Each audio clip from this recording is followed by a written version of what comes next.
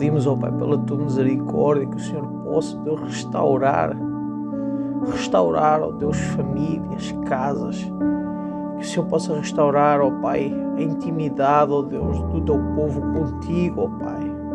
Restaura, traga refrigério, traga ânimo, traga cura, Pai, em nome de Jesus, a cada pessoa, ó Pai, que for ouvir esta palavra, que ela volte, ó Pai, para o centro da Tua vontade. É isso que nós te pedimos, ó Deus, em nome de Jesus, ó Pai. Vai ao alcance, ó Pai, dos perdidos, daqueles, ó Deus, que estão desgarrados da Tua presença, e através do Teu amor e da Tua misericórdia, ó Pai, alcança-os pela Tua graça e resgata-os, ó Deus, do lamaçal do pecado. Resgata, ó Pai, cada um deles, ó Pai, Espírito Santo, do mar, ó Pai, dos pecados, em nome de Jesus, Pai. Visita, ó Pai, cada alma, ó Pai, em nome de Jesus, e manifesta a Tua glória sobre cada vida, trazendo, ó Pai, transformação e refrigério. Ó Pai, regenera, ó Pai, cada alma na Tua presença, em nome de Jesus, em nome de Jesus. Amém. Queridos irmãos, a paz do Senhor. Mais uma vez, que o Senhor possa abençoar a vida de cada um de vocês que vai estar a ouvir este vídeo e a meditar na Santa Palavra de Deus.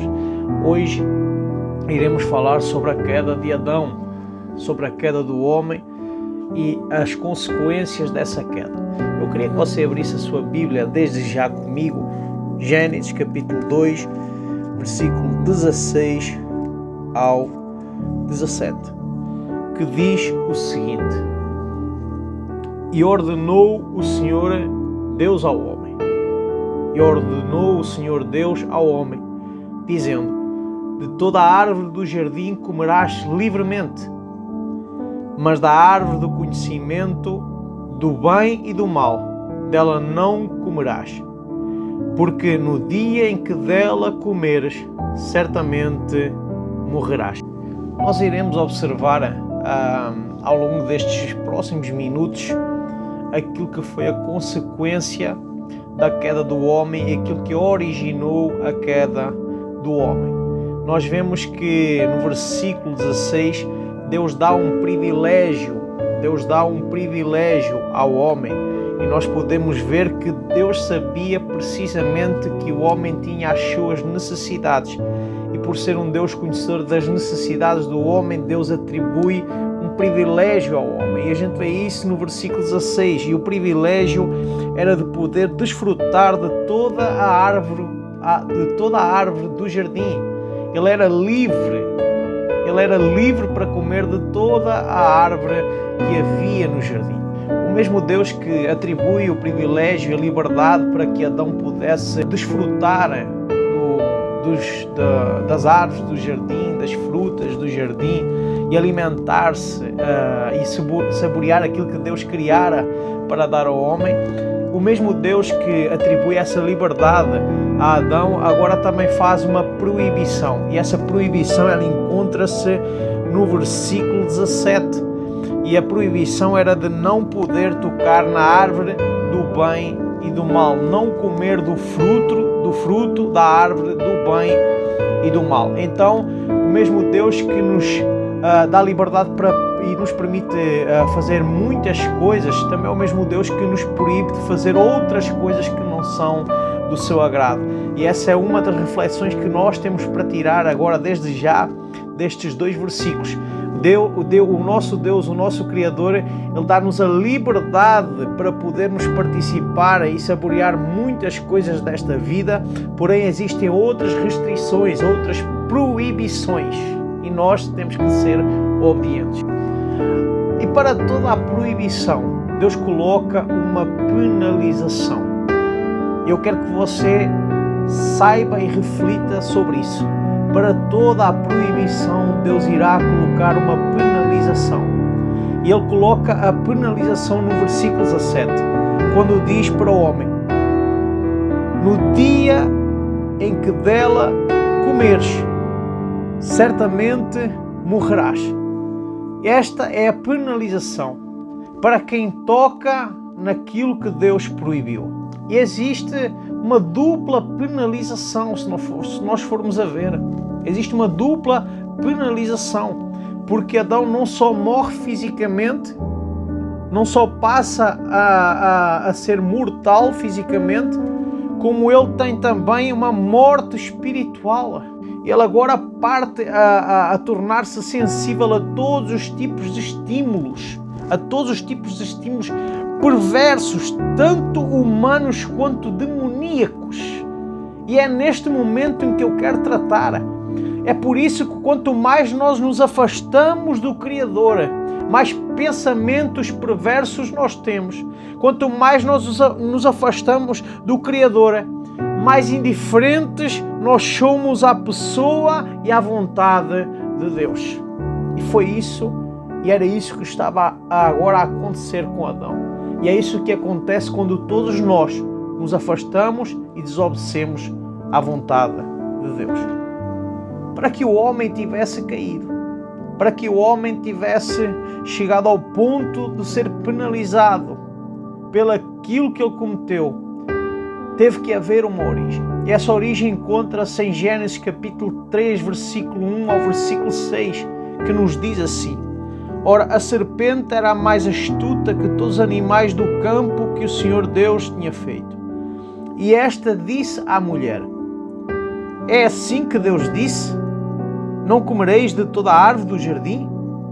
E disse a mulher à serpente: Do fruto das árvores do jardim comeremos. Mas do fruto da árvore que está no meio do jardim, disse Deus: Não comereis dele, nem nele tocareis, para que não morrais. Então a serpente disse à mulher: Certamente não morrereis, porque Deus sabe que no dia em que deles comerdes se abrirão os vossos olhos, e sereis como Deus, sabendo o bem e o mal. E viu a mulher que aquela árvore era boa para se comer, e agradável aos seus olhos, e árvore desejável para dar entendimento. Tomou do seu fruto e comeu, e deu também a seu marido, e ele comeu com ela. No versículo 1, nós vemos como é que teve essa origem da queda. Nós vemos que foi através da astúcia da serpente. Foi através dessa astúcia e sutileza que Satanás desenvolveu o seu argumento. E ele vai sempre tentar desenvolver argumentos para que você possa cair na presença de Deus. Veja o que é que acontece. Ele distorce a palavra de Deus. Ele distorce a palavra de Deus para negar a bondade de Deus. E esse é o primeiro ponto. É que ele diz: Não comereis de toda a árvore do jardim. Ele cria dúvida no coração da mulher. Ele distorce a bondade de Deus. E sim, segundo ponto, ele nega a palavra de Deus. Ele chega ao ponto de negar a palavra de Deus. É isso que estão a fazer nos dias de hoje, quando negam a palavra de Deus. São sinagogas de Satanás, meu irmão. Negando a palavra de Deus e fazendo com que você caia na presença de Deus. Repreenda pelo poder no nome de Jesus toda a sutileza, toda a negação da palavra, caia por terra em nome de Jesus, para que você não venha a cair na presença de Deus, mas você seja cheio da santa e gloriosa palavra do Senhor. No versículo 4 e versículo 5, versículo 4 e versículo 5, existe uma promessa que Satanás faz à mulher para que ela pudesse cair. E ao posterior o homem também pudesse cair. Sempre virá com promessas, sempre virá com moedas de troca. As oferendas que Satanás traz sempre serão com algo de moeda de troca. Mas não se esqueça que ele é o pai da mentira. E veja como é que ele engana a mulher. Finalmente ele prometeu a Eva que ela seria como Deus. Isso está escrito na palavra, no versículo 5. Quando ele diz que iriam conhecer o bem e o mal, iriam se tornar iguais a Deus, ter o mesmo conhecimento de Deus, iludindo a mulher, fazendo com que a mulher se achasse maior ou no mesmo patamar que Deus. Ou seja, a criatura iria ser colocada no mesmo patamar do Criador. Isso não existe, meu irmão. Porque para Ele foram feitas todas as coisas, para Ele e por Ele foram feitas todas as coisas, a Ele a glória para todo sempre. Isso não existe. E existe outra promessa que a serpente faz à mulher. E ela faz essa promessa de forma mentirosa, porque o único que tem poder para trazer vida é Jesus Cristo de Nazaré. O único que tem poder para trazer vida àquilo que está morto é Jesus Cristo de Nazaré. E ele no versículo 4, ela no versículo 4, a serpente diz: é certo que não morrereis.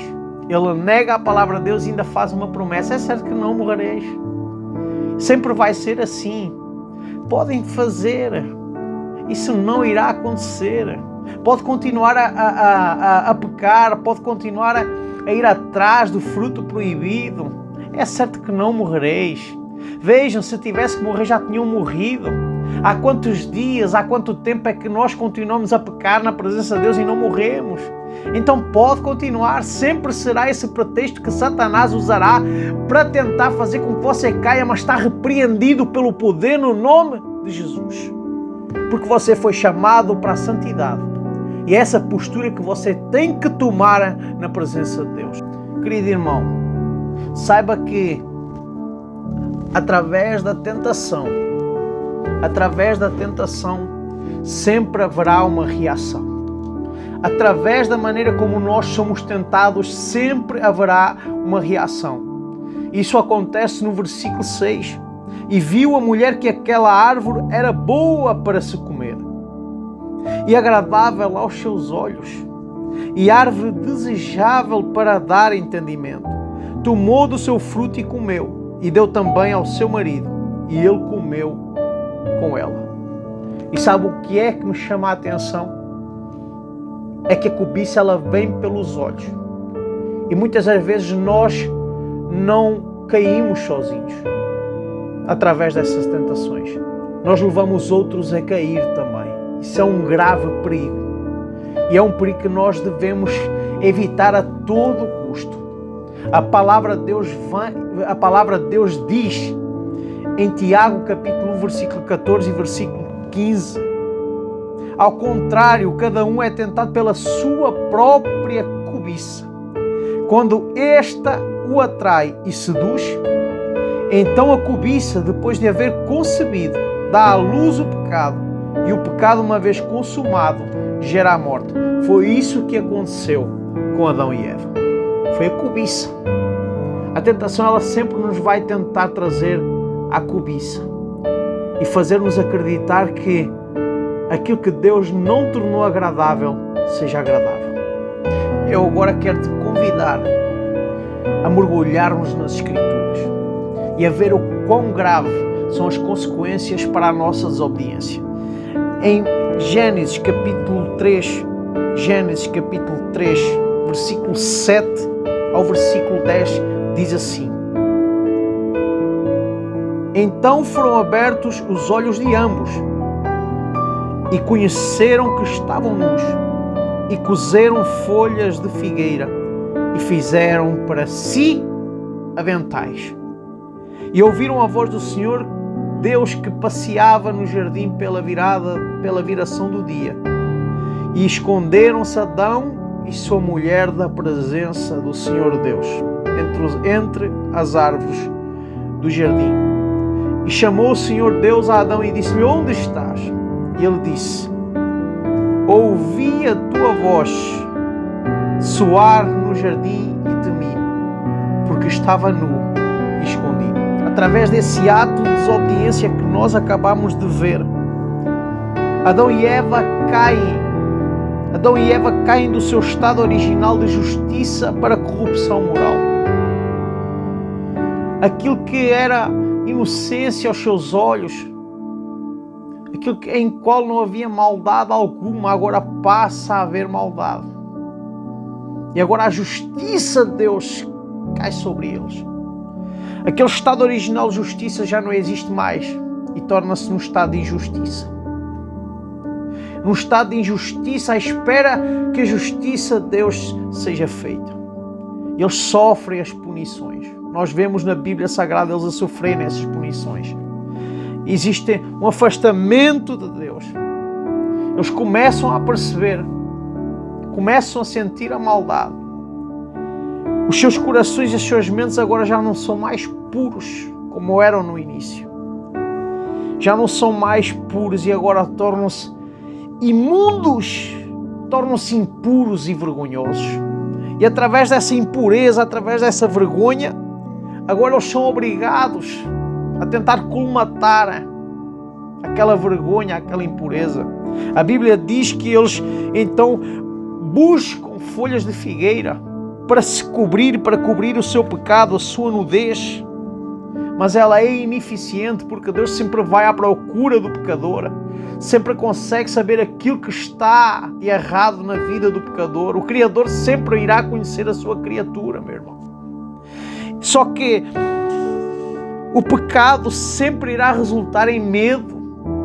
O pecado sempre irá fazer isso na pessoa, que ela tenha medo e que se separe ainda mais de Deus. É isso que acontece. O homem foge, a mulher foge da presença de Deus por causa do medo, por causa da mão do Senhor. É que aquele que originou essa queda, aquele que tentou o homem e o levou à queda, agora também sofre a sua punição.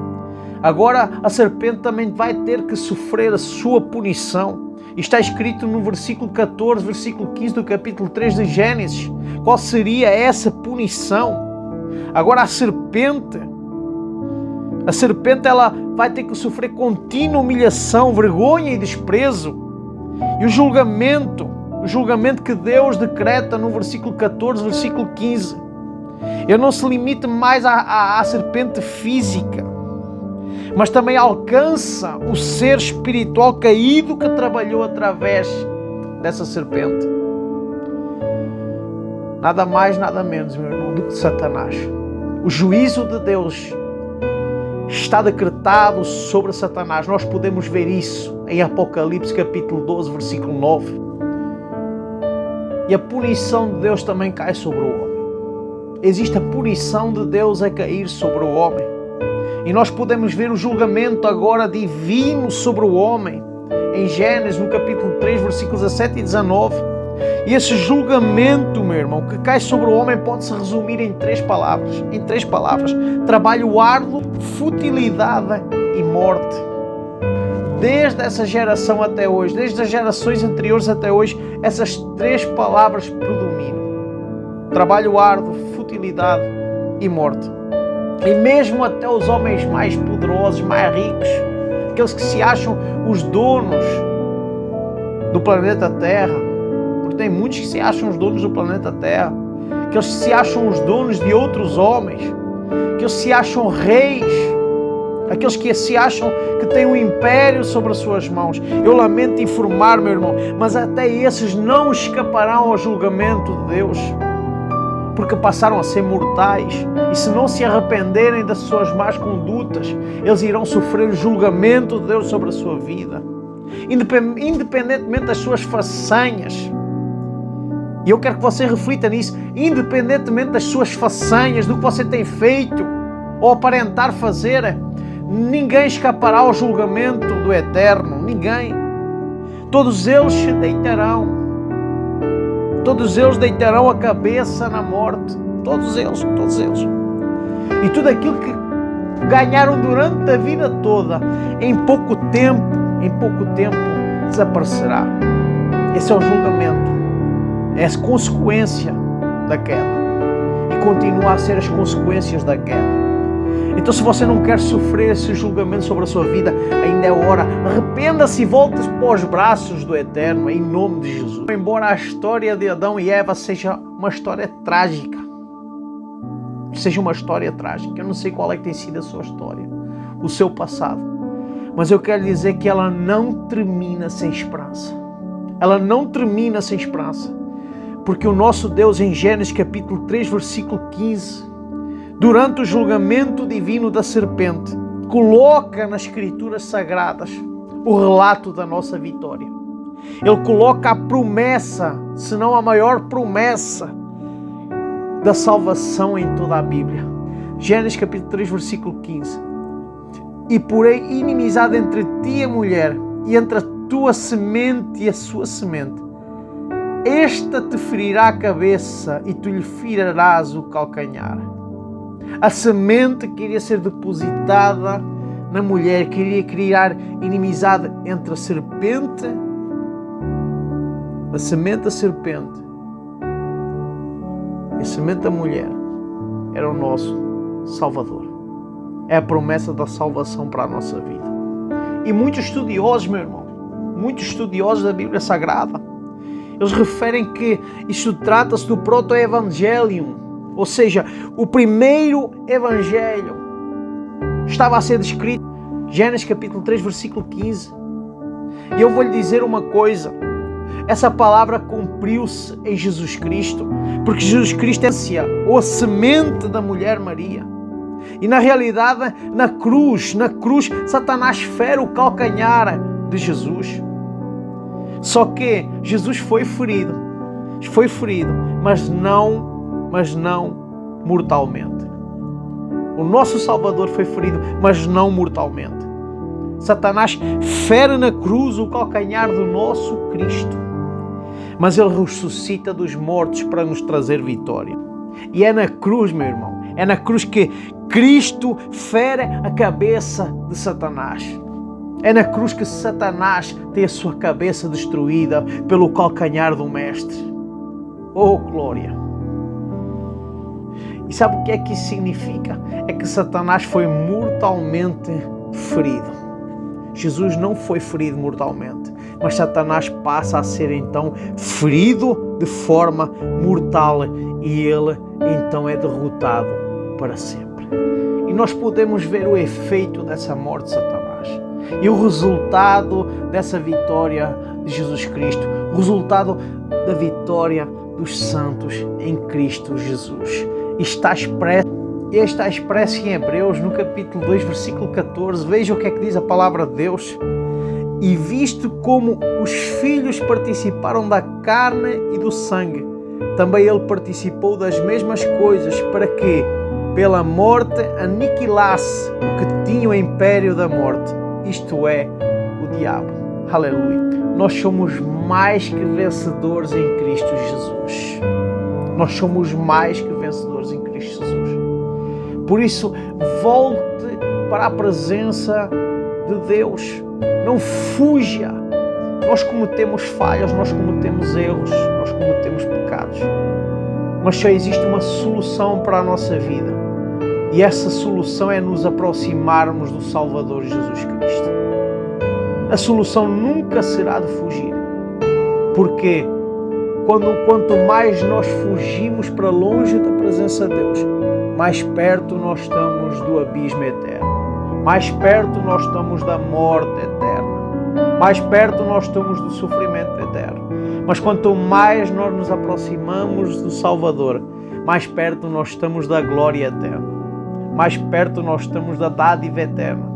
Mais perto nós estamos de experimentar a coroa de glória sobre a nossa vida. Mais perto nós estamos de ser transformados para a honra e glória do seu nome. Mais perto nós estamos de ser transformados para que nunca mais em nós habite a vontade de pecar. Toda a honra e toda a glória seja dada a Deus para todo o sempre.